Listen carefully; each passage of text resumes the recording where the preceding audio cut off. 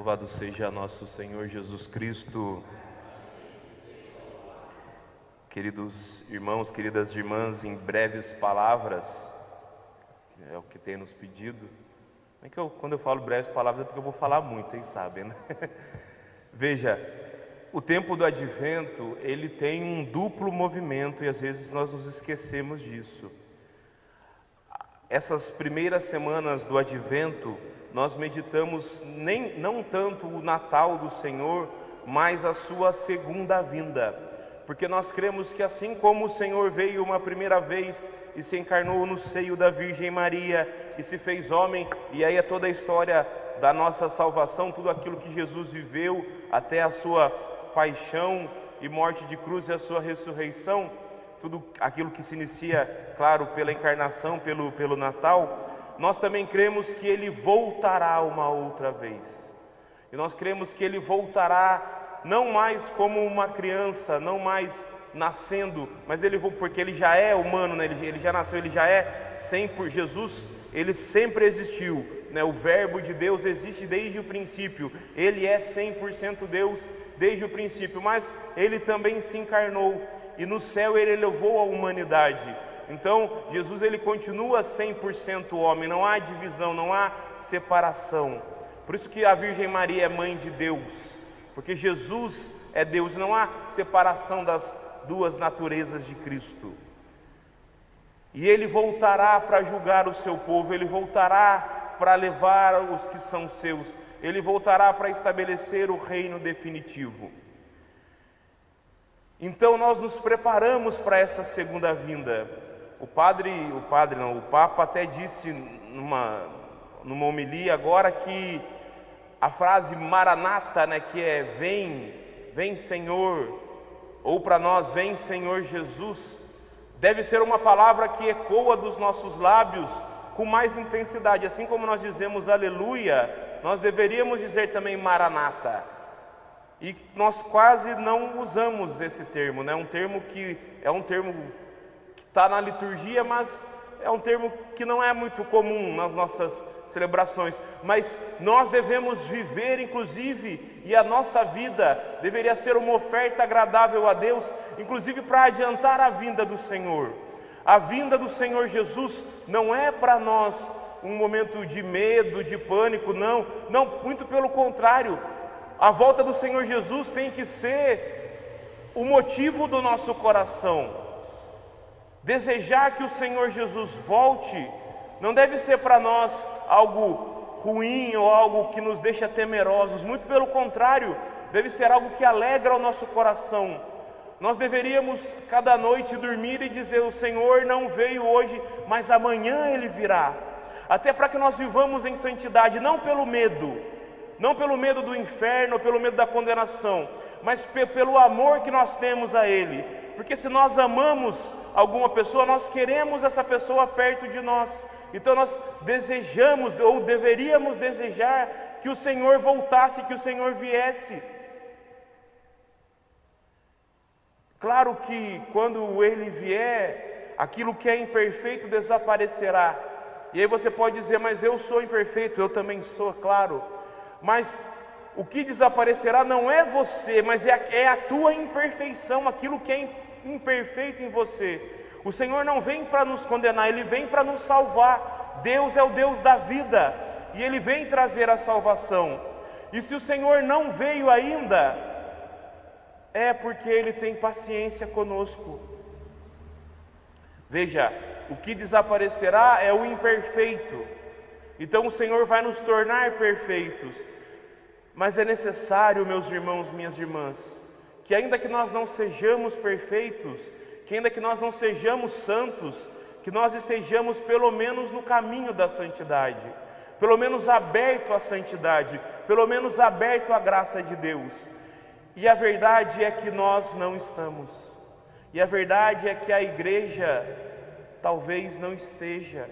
Quando eu digo igreja, eu digo as pessoas que dela participam, porque a igreja, o corpo místico de Cristo, ela é santa e santificadora. Dizer que a igreja é santa e pecadora é heresia, porque é dizer que Cristo é pecador, porque a igreja é o corpo de Cristo. Como que o corpo de Cristo pode ser pecador? Agora, aqueles que participam da igreja, estes sim são pecadores, mas a igreja tem os meios de santificação. Agora, interessante, nós vivemos num momento histórico aqui no Brasil, no mundo inteiro, mas falando hoje da nossa realidade, em que até esses meios de santificação, eles de certa forma estão sendo tolhidos, né? Eles estão diminutos. Hoje, por exemplo, tem 4 pessoas aqui na igreja, somente as pessoas que participam da liturgia, né, que exercem algum ministério dentro da liturgia. As demais pessoas nos acompanham as missas aqui na Arquidiocese de Juiz de Fora, em outros lugares, através dos meios de comunicação. E aí nós entramos no segundo tema que a liturgia da palavra nos propõe. Se ela nos fala da paciência de Deus, ela também nos fala do deserto. E deserto é local na Bíblia de preparação. Deserto não é apenas um lugar seco e inóspito, é um lugar onde a vida se torna difícil, como a nossa vida tem sido difícil nesse ano de 2020 para todo mundo.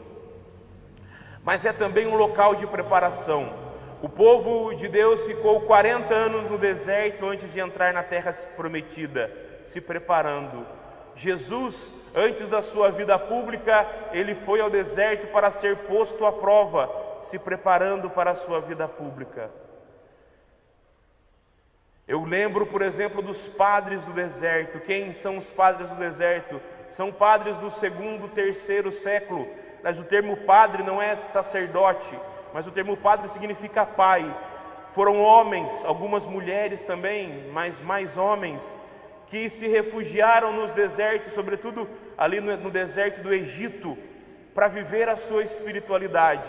Eles não conseguiam viver a espiritualidade na cidade, porque a cidade estava corrompida, a cidade era o lugar onde o maligno atuava. Então eles foram para o deserto, e eles foram para lá para se preparar espiritualmente. Para quê? Para a vinda do Senhor Jesus. E ali no deserto eles não tinham os recursos que nós tínhamos, até mesmo os sacramentos eram raros. Por quê? Porque eles não eram sacerdotes. Então, um ou outro que talvez fosse, ou um ou outro sacerdote que fosse atendê-los, mas não era uma coisa comum, não era todo domingo que eles tinham um sacerdote. Eles não tinham as Sagradas Escrituras, muitos deles nem sabiam ler, e naquela época não havia livros ainda, então o que havia eram alguns pergaminhos que passavam de mão em mão. Eles não tinham o Santo Rosário, não havia rosário naquela época. O rosário vem depois, com São Beda, e enfim, aí tem todo o desenvolvimento do rosário, até chegar em São Domingos de Gusmão, que vai nos dar aquela estrutura dos mistérios. Eles não tinham tantos santos de devoção assim, porque era o começo da igreja. Então eles tinham os apóstolos, alguns varões apostólicos, mas mesmo assim, eles foram homens cheios de Deus. Aliás, existe um livro em português cujo título é muito interessante. Vai dizer assim: Padres do Deserto, homens embriagados de Deus. Por quê? Porque eles desejavam a Deus de todo o coração, eles buscavam a Deus, eles consumiam o pouco que eles tinham, às vezes um trecho ou outro da Escritura, talvez um salmo que eles soubessem de cor, e apenas com um salmo eles conseguiam se santificar, porque eles buscavam a Deus de todo o coração. Talvez eles meditassem uma palavra apenas daquele salmo todos os dias, e eles vão marcar profundamente a igreja. Talvez você nunca nem tenha ouvido falar desses homens, como Santo Antão, São Pacômio e outros. Santo Antão também, Santo Antônio Grande, né? Antão é porque é Antônio Grande, tá? Mas como o outro Santo Antônio é mais conhecido do que ele, em português, no Brasil ele ficou conhecido como Santo Antão.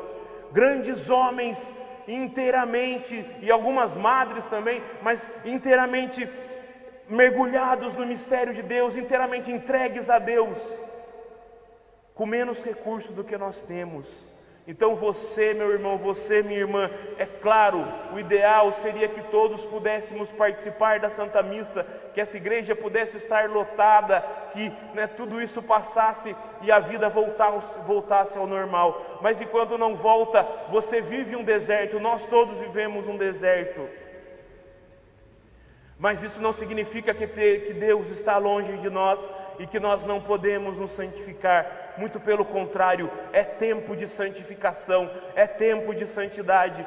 Você, na sua casa, santifique o seu dia e não apenas participando de uma missa online virtual. Muito pelo contrário, santifique o seu dia rezando o rosário, reze em família, reze o Santo Terço, medite a palavra de Deus, pegue o Evangelho de hoje e leia, e deixe que o Senhor te toque, fale com o Senhor, reze com as Escrituras, busque a Deus, peça o batismo no Espírito Santo, viva a tua vida de oração, de fé.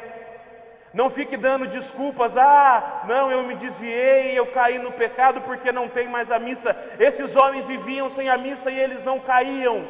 Muito pelo contrário, eles viviam uma santidade enorme. Acho que é a terceira vez que eu falo muito pelo contrário.